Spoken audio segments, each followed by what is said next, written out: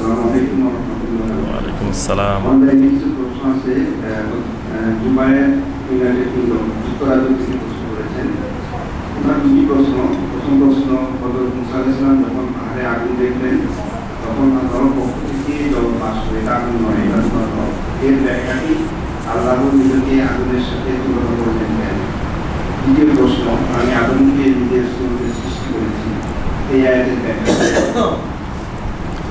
আলহামদুলিল্লাহ, ভাই যে দুটি বিষয় জানতে চাইছেন, প্রথম বিষয়টি হলো আল্লাহ সুবহানাহু ওয়া তাআলা মুসা আলাইহিস সালামের নবুয়তের ঘটনা বর্ণনা করতে গিয়ে বলছেন যে মুসা আলাইহিস সালাম যখন মাদায়েন থেকে যখন হিজরত করে আবার মিশরের দিকে আসতেছিলেন, তখন তিনি রাত্রিবেলায় দূরে এক জায়গায় আলো দেখতে পেয়েছেন।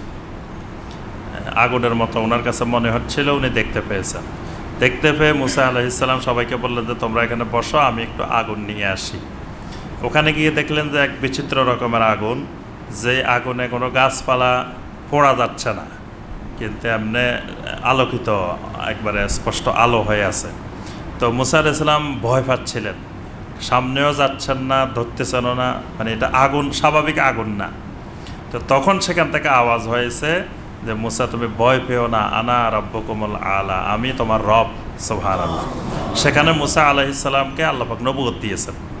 তো এইখানে যে আলোটা দেখা গিয়েছে, যেই আগুনটা দেখা গিয়েছে, এটা মানে কি, বা আল্লাহ সুবহানাহু ওয়া তাআলার অংশ, নূর কিনা বা কি দেখা গিয়েছে, এটা হলো আয়াতে মুতাশাবিহাত।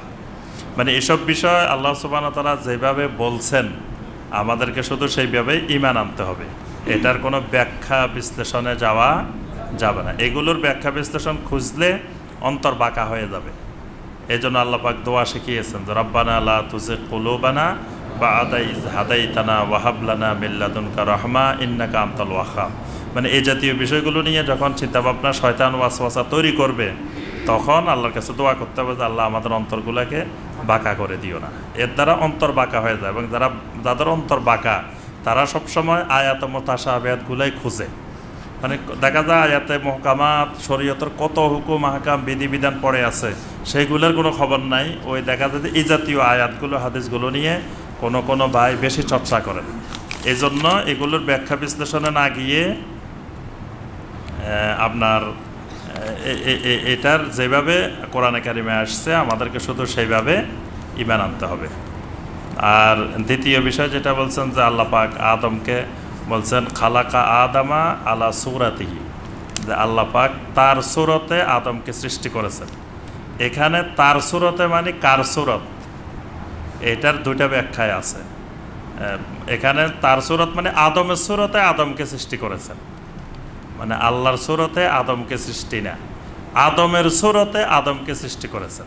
মানে এখানে সূরাতিহি, যে হিটা আছে, যে সর্বনামটা আছে, জমিরটা আছে, এটার প্রত্যাবর্তন হলো আদমের দিকে, অর্থাৎ আদমের সূরতে আল্লাহ পাক আদমকে সৃষ্টি করেছেন। আর যদি এটা ধরে নেওয়া হয় যে আল্লাহর সূরতে, তাহলে এটা মানে মুতাশাবিহাতের অন্তর্ভুক্ত। এটা আল্লাহ পাকে ভালো জানেন যে কিভাবে আল্লাহ পাক সৃষ্টি করেছেন। তখন এটা যেভাবে হাদিসে আসছে শুধু সেইভাবে ঈমান আনতে হবে, এর কোনো ব্যাখ্যা বিশ্লেষণ করা যাবে না। ব্যাখ্যা বিশ্লেষণ করে অনেক মানুষ শিরকের দিকে চলে গেছে। এজন্য অনেকে মানুষকে, সৃষ্টিকে স্রষ্টার বহিঃপ্রকাশ মনে করে, নাউজুবিল্লাহ, এটা শিরকি ধারণা। এই জন্য ওই হা দ্বারা যদি আল্লাহকে বোঝানো হয় তাহলে সেটার কোনো ব্যাখ্যা বিশ্লেষণ করা যাবে না। আর মুহাদ্দিসিন কিরামদের অনেকে ব্যাখ্যা করেছেন যে সূরাতিহি মানে সূরাতে আদম, আদমের সূরতে আল্লাহ পাক আদমকে সৃষ্টি করেছেন।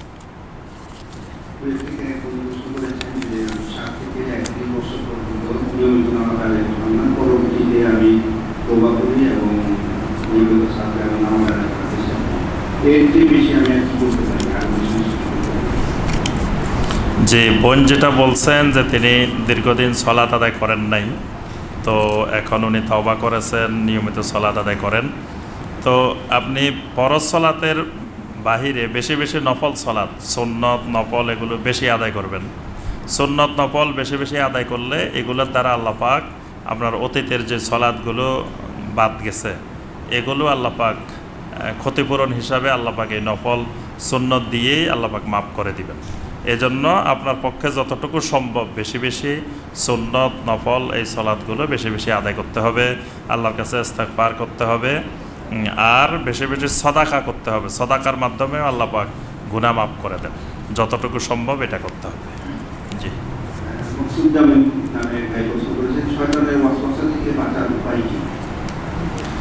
জি, শয়তানের ওয়াসওয়াসা থেকে বাঁচার উপায় কি ভাই যেটা জানতে চেয়েছেন। শয়তানের ওয়াসওয়াসা খুব জটিল, মানে এটা থেকে বাঁচা অনেক কঠিন। প্রথমত আল্লাহ সুবহানাহু ওয়া তাআলার কাছে আশ্রয় চাইতে হবে। এই জন্য আল্লাহ পাক শিখাইছেন আউযু বিল্লাহি মিনাশ শাইতানির রাজিম। শয়তানের ওয়াসওয়াসা থেকে বাঁচার জন্য আল্লাহ সুবহানাহু ওয়া তাআলার কাছে আশ্রয় চাইতে হবে, অর্থাৎ আল্লাহর কাছে বেশি বেশি দোয়া করতে হবে। আর শয়তানের ওয়াসওয়াসা থেকে বাঁচার বড় মাধ্যম হলো নবী সাল্লাল্লাহু আলাইহি সাল্লামের সুন্নতের উপরে ইস্তেকামত থাকা।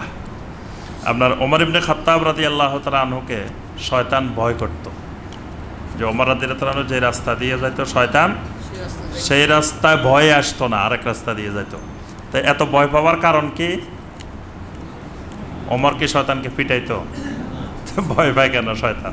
ভয় পাওয়ার কারণ হলো ওমর রাদিয়াল্লাহু তাআলা আনহু নবী সাল্লাল্লাহু আলাইহি ওয়াসাল্লামের সুন্নতের উপরে এত কঠিনভাবে ইস্তেকামত থাকতেন যে যেটা শয়তান কোনোভাবে তাকে ধোকায় ফেলতে পারতো না। এই জন্য মানে নবী সাল্লাল্লাহু আলাইহি ওয়াসাল্লামের সুন্নতকে শক্ত করে ধরে রাখতে হবে আর আল্লাহর কাছে দোয়া করতে হবে যে আল্লাহ আমি যেন শয়তানের ওয়াসওয়াসা থেকে রক্ষা পাই, তাহলে আল্লাহ সুবহানাহু ওয়া তাআলা রক্ষা করবেন না। প্রশ্ন করেছেন যে মক্কার ইমামকে খুতবা প্রদানের জন্য গ্রেফতার করা হয়েছে, এটা কি ইমাম মাহদী আসার সবচেয়ে বড় লক্ষণ কিনা? জি, একজন ভাই জানতে চেয়েছেন মক্কার ইমামকে গ্রেফতার করা হয়েছে, এটা কি কিয়ামতের লক্ষণ কিনা। প্রথম কথা হলো আপনি জানলেন কিভাবে মক্কার ইমামকে গ্রেফতার করা হয়েছে? কারণ মক্কার ইমামকে গ্রেফতার করা হয়েছে কিনা আমরা জানি না, আমাদের কাছে এরকমের কোনো তথ্য নাই। আর মক্কার ইমামকে গ্রেফতার করা হয়েছে এটার প্রকাশ করেছে বিভিন্ন মিডিয়াতে প্রকাশ হয়েছে, পত্রিকায় আসছে, ফেসবুকে আসছে, বিভিন্ন টিভি চ্যানেলে আসছে। তো আল্লাহ পাক কোরআনে কারিমে স্পষ্ট বলছেন ইয়া আইয়ুহাল্লাযীনা আমানু ইন জাআকুম ফাসিকুম বিনাবাইন ফাতাবায়ানু, যখন তোমাদের কাছে একটা সংবাদ আসবে তখন তোমরা সেটা যাচাই করবে। যাচাই করার আগে সংবাদ আসছে আর সাথে সাথে বিশ্বাস করে ফেলছি, এই কাজ করা যাবে না। নবী সাল্লাল্লাহু আলাইহি ওয়াসাল্লাম স্পষ্ট করে বলছেন কাফা বিল মারই আসমান আন ইউহাদ্দিসা বিকুল্লি মা সামিআ, কোনো ব্যক্তি গুনাহগার হওয়ার জন্য এতটুকু যথেষ্ট, সে যা শুনে তা প্রচার করে বেড়ায়। অন্য হাদিসে বলছেন কাফা বিল মারই কাযিবান, কোনো ব্যক্তি মিথ্যাবাদী হওয়ার জন্য এতটুকু যথেষ্ট, সে যা শুনে তাই বলে বেড়ায়, তাই প্রচার করে। তো আমরা শুনলাম আর প্রচার করা শুরু করে দিছে। এমনি তো নাচনি বুড়ি না, আরও পাইছে জলের ভাই। মক্কার ইমাম গ্রেপ্তার হয়েছে এটা সৌদি আরবের লোকেরা জানে না, ওই দেশের মানুষ জানে না, কিন্তু বাংলাদেশের মানুষ এত উৎসুক, ওরে আল্লাহ যে মক্কার ইমাম গ্রেপ্তার হয়ে গেছে। মক্কার ইমাম গ্রেপ্তার হয়েছে কিনা এটা আমরা জানি না। আর এখানে যে খুতবার কথা প্রচার করা হয়েছে, যে খুতবার কারণে তাকে গ্রেপ্তার করা হয়েছে বলে প্রচার করা, এটা 100% মিথ্যা কথা, এই ব্যাপারে কোনো সন্দেহ নেই।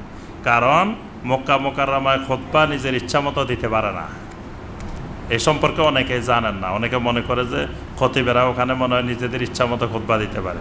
খুতবা যেটা দিবেন এটা আগে লিখে জমা দিতে হয়, জমা দেওয়ার পরে ওই খুতবা দেখে পারমিশন দেওয়ার পরে ওই খুতবাটা ওখানে দেওয়া হয়। উনি খতিব নিজের ইচ্ছা মতো ওখানে বলতে পারবেন না এর বাইরে। আর উনি শেখ সালেহ বিন মোহাম্মদ আলে তালেব হাফেজাহুল্লাহ, তিনি সর্বশেষ খুতবা দিয়েছেন গত জুলাই মাসে। ওখানে তো ইমাম খতিবদের সিরিয়াল আসে, সিরিয়াল অনুযায়ী খুতবা দেওয়া, এক একজনের 2-3 মাস পরে পরে একবার সিরিয়াল আসে। তো উনি গত জুলাই মাসে খুতবা দিয়েছেন, যে খুতবাটা দিয়েছেন ওই খুতবার বিষয়বস্তু এটা ছিল না। এই যে প্রচার করা হচ্ছে যে এই খুতবা দিয়েছেন, এই খুতবার মধ্যে উনি বাদশার বিরুদ্ধে যুবরাজের বিরুদ্ধে কথা বলছেন, এই জন্য ওনাকে গ্রেপ্তার করা হয়েছে। ওনার ওই খুতবাটাও রেকর্ড আছে, ওই খুতবার বিষয়বস্তু এটা ছিল না এবং ওখানে এই আলোচনা ছিলই না। তাহলে উনি ওই খুতবা কোথায় দিছেন ওইটা কিন্তু কেউ প্রচার করে নাই, যে উনি ওই খুতবা হারামে দিছেন না কোথায় দিছেন, এরকম কোনো খুতবা প্রচার করা হয়নি। আরেকটা হলো বিভিন্ন জায়গায় ছবি দেখানো হচ্ছে যে পুলিশ তাকে ঘিরে ধরে নিয়ে যাচ্ছে।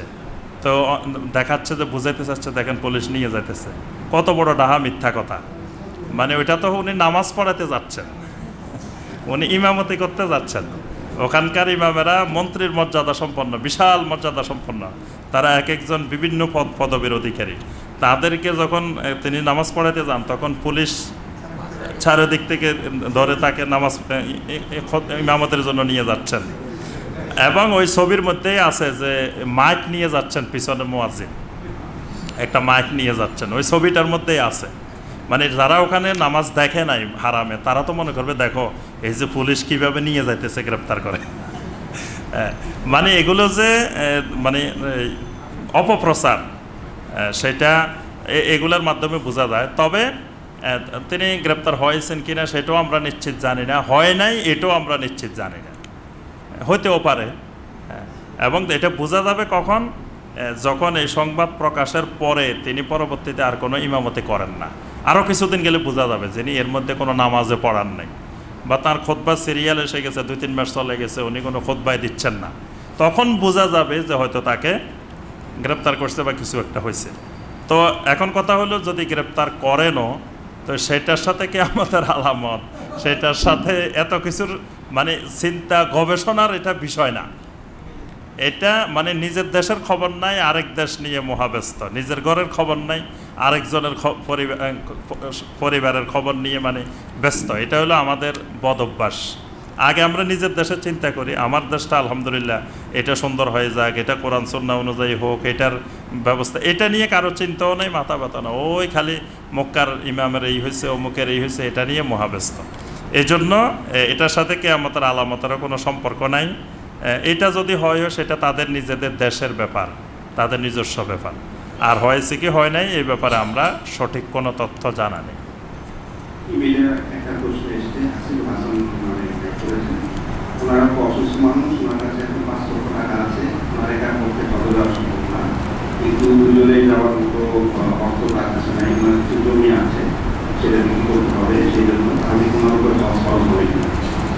মানে উনি মহিলা হজে যেতে চাচ্ছেন নাকি? জি জি, যদি অবস্থা এরকম হয় যে মানে তিনি অসুস্থ, তিনি যেতে পারতেছেন না, তো তিনি অসুস্থ হইলে উনি যাওয়ার দরকারটা কি? মানে এক্ষেত্রে আমাদের দেশের মানুষের মানে আবেগ বেশি, অতি আবেগ। এবং আমরা এবারও দেখছি হজের মধ্যে, আল্লাহু আকবার, বৃদ্ধ মানুষ কি কষ্ট হচ্ছে তার, ঠিকমতো হজের কোনো হুকুম আকাম বিধিবিধান পালনে করতে পারতেছে না, মানে আবেগে পড়ি হজে চলে গেছে। তো ওইরকম এইরকম বৃদ্ধ বয়সে অসুস্থ অবস্থায় হজে যাওয়া উচিত না। যত আধুনিক ব্যবস্থাপনাই হোক, হজের মধ্যে সাংঘাতিক কষ্ট আছে। মানে এটা আমরা ভয় লাগাই না এই জন্য, কারণ তখন অনেকে ভয় পাই যাব, এই জন্য ভয় না লাগায় আমরা খালি উৎসাহিত করি যে আপনি হজে যান, হজে যান। কিন্তু আসলেই হজ নামক যে ইবাদতটা, যে 5 দিন হজের মূল কার্যক্রম, এই 5 দিন সাংঘাতিক কষ্টের দিন। আপনার বিভিন্ন জায়গা আছে, এমন জায়গা যেগুলো আপনি কোনো অবস্থায় গাড়িও পাবেন না, কিছু পাবেন না, আপনাকে হেঁটে যেতেই হবে। তো আপনি অসুস্থ মানুষ, সেখানে আপনি নিজেও কষ্ট করবেন, আরেকজনকে আপনি, এটা ঠেলাকে সহজ কাজ নাকি? এটা তো অনেক কষ্ট। এবং যে এটা ঠেলে সে নিজেও হজের কিছু করতে পারবে না, ওই মুরব্বীরও কিছু হবে না, খামাকা হজে যায় খালি কষ্ট করা। এই আবেগে এরকম হজে না গিয়ে উনি সুন্দর মতো বাড়িতে বসে থাকবেন, উনি ওনার পরিবর্তে একজন সালেহীন দিনদার মানুষকে, যিনি আগে হজ করছেন, তাকে বদলি হজে পাঠাবেন। এটাই হলো তার জন্য সবচেয়ে উত্তম পন্থা। উনি এটা না করে নিজে যাওয়ার দরকার নেই। যে যদি ওনার অর্থ থাকে, টাকা থাকে, তাহলে ফরজ হবে। তো 5 লাখ টাকা তো হজে লাগেও না, 3 লাখ টাকায় হয়, তাহলে হজ ফরজ হয়েছে।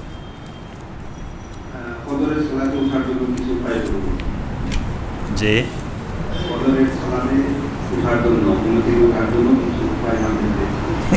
ফজরের সালাতে উঠার জন্য সুনির্দিষ্ট কোনো তাসবিহ, তাহলিল, জিকির, আজকার নাই। এটা হলো মানে আমাকে সর্বাত্মক চেষ্টা করতে হবে যাতে আমি সলাতুল ফজরে উঠতে পারি। তবে আপনি সর্বাত্মক চেষ্টার পরেও অনেক সময় উঠতে নাও পারতে পারেন।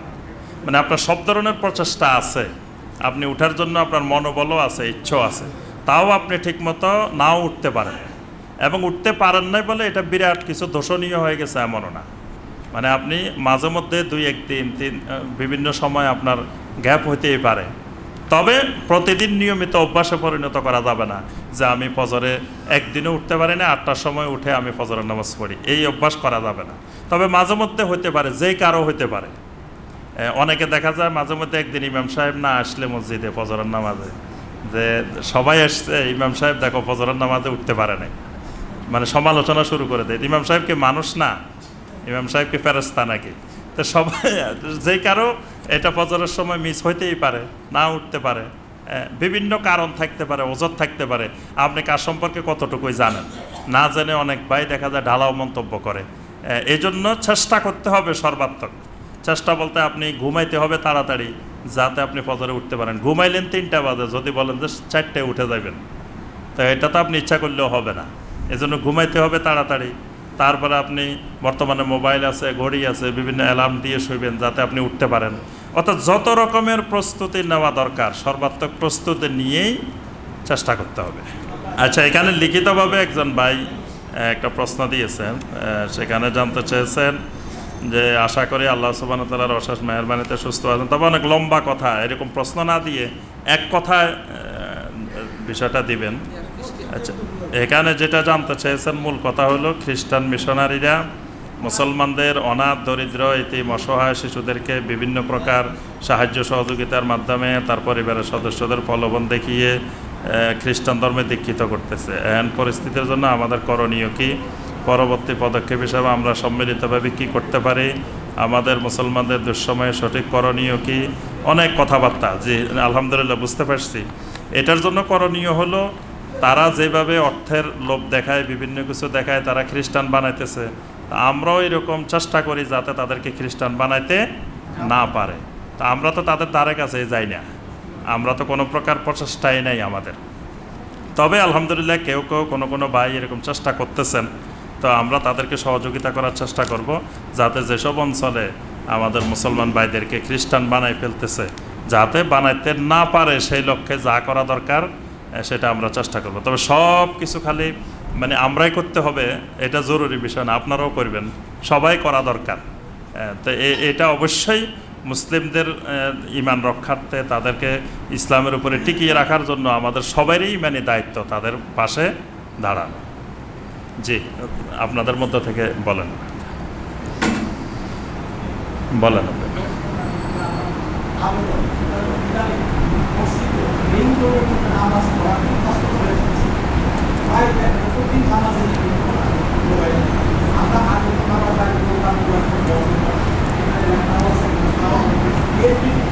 জি জি বুঝতে পারছি।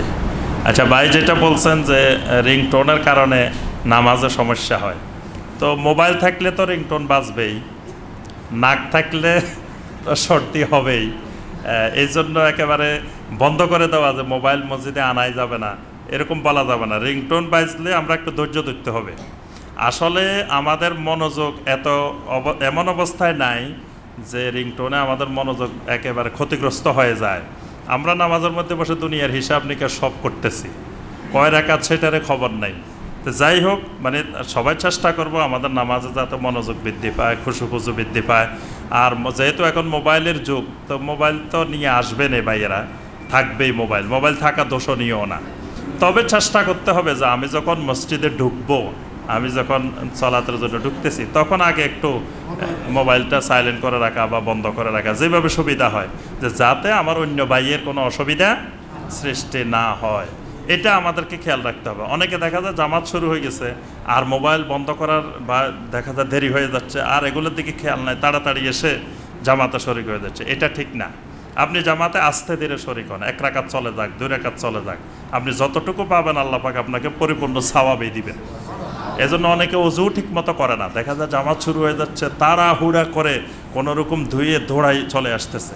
এটা মানে সুন্নত না, এটা সুন্নতের খেলাফ। আপনি আস্তে ধীরে আসছেন, জামাতের উদ্দেশ্যে রওনা দিচ্ছেন, আল্লাহ সুবহানাহু ওয়া তাআলা আপনাকে জামাতে সওয়াব দিবেন। আপনি সুন্দরভাবে ওযু করবেন, আস্তে ধীরে এসে সালাতে শামিল হবেন, আর মোবাইলগুলো বন্ধ করে রাখবেন, খেয়াল রেখে আস্তে ধীরে ঢুকবেন, তাহলে আর বাকিদের কোনো সমস্যা হয় না। তবে কারো যদি এর মধ্যেও যেহেতু প্রত্যেকের কাছে এখন মোবাইল থাকে, একজনের কাছে 4-5টাও থাকে, তো এই এত মোবাইল নিয়ে যখন মসজিদে আসা হয় তখন তো 2-1টা বাজি উঠতেই পারে, এটা স্বাভাবিক বিষয়। এজন্য বাজি উঠলে মানে আমরা আবার তার দিকে এমন করে চোখ বড় করে করে তাকাই, মানে পাইলে তাকে কি করে ফেলবো মসজিদের ভিতরে, এরকম করা যাবে না। ওই ভাইয়ের হয়তো ভুলবশত মনে নাই, উনি তো ইচ্ছা করে বাজায় নাই। আর কিছু ভাই আছে আবার ফোন করার সময় খেয়াল করে না যে আমি যে এখন লোকটার কাছে ফোন করতেছি উনি এখন কি অবস্থায় থাকতে পারেন, এইরকম আকল নাই কিছু ভাই আছে। হ্যাঁ, দেখবেন যে তারা ওই সময় নামাজের সময় ফোন করে বসে থাকে। আমার এখানেও ফোন আসে, এখানে জামাতে দাঁড়াইছি, এখানে ফোন আসতে আছে, তো ওই লোক জানে না যে এখন এশার নামাজের সময় বা মাগরিবের সময়, এখন নামাজে থাকতে পারে। কিন্তু এগুলো চিন্তা করার দরকার নাই, ফোন করাই শুরু করে। এই জন্য মানে 2-1টা ফোন আসলে আমরা যেন তার প্রতি চোখ বড় করে না থাকাই এবং তাকে কিছু খারাপও না বলে, কারণ তিনি ইচ্ছা করে কিন্তু করেন নাই, এটা ভুলবশত 2-1 জনের হইতেই পারে। তবে সবাই আমরা এই ব্যাপারে সচেতন থাকব যে যাতে অন্যের অসুবিধা না হয়। আমাদের বাসার কাছাকাছি কোনো শরিয়াতের মসজিদ নেই, তো আমি কি জামাতে যে কোনো মসজিদে পড়তে পারবো? জি জি, আলহামদুলিল্লাহ আলহামদুলিল্লাহ। ভাই যেটা জানতে চেয়েছেন যে বাসার আশেপাশে সহিহ আকীদার মসজিদ নাই, তো উনি কি ওই মসজিদে সলাত আদায় করবেন? অবশ্যই আপনি সলাত আদায় করবেন, মসজিদ থেকে বিচ্ছিন্ন হওয়া যাবে না। যে আপনি যেই এলাকায় যেখানে বসবাস করেন ওই মসজিদের সাথে আপনাকে অবশ্যই সম্পৃক্ত থাকতে হবে। যদিও ওই মসজিদে যাওয়ার কারণে আপনি 2-1টা সুন্নত হয়তো পালন করতে পারতেছেন না, প্রয়োজনে ওই 2-1টা সুন্নত ছেড়ে দিয়েও আপনি ফরজকে অগ্রাধিকার দিবেন, কারণ মুসলিম ঐক্য জামাত এটা ফরজ। তা আপনি ফরজ ছেড়ে দিয়ে 2-1টা সুন্নতের জন্য ফরজ ছেড়ে দেওয়া যাবে না। এজন্য আপনি যদি ওই এলাকায় দাওয়াতের কাজ করেন, তাবলিগের কাজ করেন, কোরআন সুন্নাহর প্রচার প্রসারের চেষ্টা করেন, সহিহ আকীদার প্রচার প্রসার করতে চান, তো অবশ্যই আপনাকে মসজিদের সাথে সম্পর্ক থাকতে হবে। মসজিদ থেকে বিচ্ছিন্ন হয়ে আপনি দায়ী হতে পারবেন না। এই জন্য যে কোনো উপায়ে আপনি মসজিদে থাকবেন। একটু আগে আমরা বলছি যে নবী সাল্লাল্লাহু আলাইহি ওয়াসাল্লাম জিহাদের ময়দানে গিয়েও বলতেন যে আনান নাবিয়্যু লা কাযিব আনা ইবনু আব্দুল মুত্তালিব, যে আমি মিথ্যাবাদী নবী নই আর আমি অন্য দেশ থেকে এখানে ভাসি আসি নাই, আমি আব্দুল মুত্তালিবেরই সন্তান। তা আপনি ওই এলাকার সন্তান, ওই সমাজের সন্তান, আপনার যেমন অন্যদের যেমন মসজিদে সলাত আদায়ের অধিকার আছে, আপনারও অধিকার আছে। আপনি কেন মসজিদ ছেড়ে দিয়ে চলে আসবেন? এই জন্য মসজিদ ছেড়ে দেওয়া যাবে না। যেই অবস্থায় হোক মসজিদের সাথে সম্পৃক্ত থাকবেন এবং মসজিদেই সলাত আদায় করবেন। তবে এই ক্ষেত্রে খেয়াল রাখতে হবে যে আপনার ওই আগে নিজের ওজন নিজে বুঝতে হবে। এটা সমস্যা হয়, নিজের ওজন নিজে বুঝে না। অনেকে মানুষ এতটুকু, মানুষ 1 কেজি, সে মনে করে যে আমি 10 কেজি। এটা বড় সমস্যা। আপনার এলাকার প্রভাব কতটুকু, এটা আগে আপনার ওজন ঠিক করতে হবে। ওই প্রভাব অনুযায়ী আপনি কাজ করবেন। আপনার এলাকায় প্রভাব নাই 1 কেজি, আপনি 10 কেজির কাজ করে বসে থাকবেন না। আপনি ওখানে যাই একটা বিশৃঙ্খলা লাগাই দিয়ে বসে রইলেন, অথচ আপনার এলাকায় কোনো প্রভাবে নাই, আপনার কোনো এলাকায় কিচ্ছু নাই, তা আপনি সেখানে চুপচাপ বসে থাকেন। আপনি কোনো ঝামেলা লাগানোর দরকার নেই, বেজাল লাগানোর দরকার নেই। যেখানে আলহামদুলিল্লাহ আপনার প্রভাব আছে, আপনি একটা কথা বললে সেখানে সমাজের লোকেরা শুনবে, সেখানে আপনার এই ধরনের একটা সমাজে আপনার প্রভাব প্রতিপত্তি আছে, সেখানে আপনি অতটুকু কাজে লাগাইবেন প্রভাব অনুযায়ী। আপনি নিজের যেখানে কিছুই নাই সেখানে চুপচাপ বসে থাকাই ভালো। এই বিষয়গুলো আমাদেরকে খেয়াল রাখতে হবে। জি ভাই, আমি শুনেছি যে একটা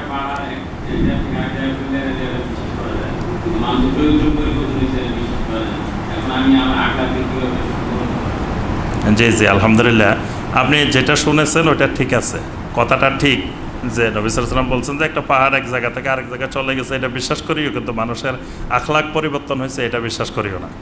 এটা হলো মানে আখলাকের ব্যাপারে গুরুত্ব দিতে গিয়ে নবী সাল্লাল্লাহু আলাইহি ওয়াসাল্লাম এই কথাটা বলছেন।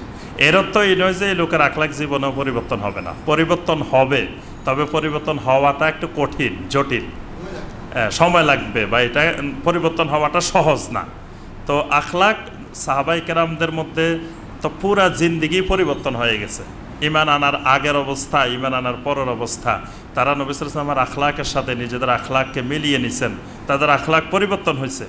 এই জন্য আমাদের আখলাকও পরিবর্তন হবে, তবে মানে চেষ্টা করতে হবে পরিবর্তন হবে না এই কথা মনে করে বসে থাকা যাবে না। আর পরিবর্তন হইলেও দেখবেন যে কিছু কিছু বদ অভ্যাস থেকে যায়, মানে এটা একেবারে পরিবর্তন হয় না, এটা চেষ্টা করতে হয়। মানুষ যখন রাগান্বিত হয়, মানে একজন মানুষকে টেস্ট করার জন্য যে এই লোকটার পূর্বের ইতিহাস কেমন এবং এই লোকটার বংশগত অবস্থান কেমন, এটা জানার একটা কৌশল আছে। সেটা হলো লোকটাকে খেপায় দিবেন, রাগ তুলে দিবেন ভালো করে। রাগ যখন তুলে দিবেন তখন সে স্বাভাবিক অবস্থায় থাকে না, অস্বাভাবিক অবস্থায় চলে যাবে। অস্বাভাবিক অবস্থায় গেলেই তার কোন বংশের লোক এটা বের হয়ে যাবে, এবং উনি আগে কি অবস্থায় ছিল ওইটাও বের হয়ে যাবে। তখন দেখবেন যে সেই কঠিন ভাষায় এমন এমন গালিগালাজ করবে যেটা আপনি তার থেকে শোনার আশাই করেন না। মানে এটা তার আগের অবস্থাটা এখানে তার অজান্তে বের হয়ে যাবে, তার বংশ ইয়াটা অজান্তে বের হয়ে যাবে। এই জন্য মানে এটা চেষ্টা করতে হবে পরিবর্তন করার জন্য। ওই আমি আরেকদিন বলছিলাম যে একজন বাইতুল্লাহ গিয়ে যে ওই জুতা একটা এখানে নিতেছে, একটা এখানে নিতেছে, মানে বাইরে জুতার বক্স আছে না, বক্স থেকে এদিক এদিক করতেছে। তো সবাই জিজ্ঞাসা করতেছে, ভাই আপনি এরকম করতেছেন কেন? ভাই বাংলাদেশে তো জুতা চুরি করতাম, এখন বাইতুল্লাহ আসছি, এখানে তো জুতা চুরি করার সুযোগ পাচ্ছি না, কিন্তু অভ্যাসটা তো রয়ে গেছে, এই জন্য চুরি করতেছি না, খালি এখানকারটার এখানে, এখানকারটার এখানে নড়াচড়া করতেছি। তো এটা অভ্যাসটা দূর করা অনেক কঠিন, সিরিয়াস কঠিন। তবে মানে চেষ্টা করলে ইনশাআল্লাহ পরিবর্তন হবে। নবী সাল্লাল্লাহু আলাইহি ওয়াসাল্লাম এটা বলেন না যে পরিবর্তন হবে না, পরিবর্তন ইনশাআল্লাহ হবে।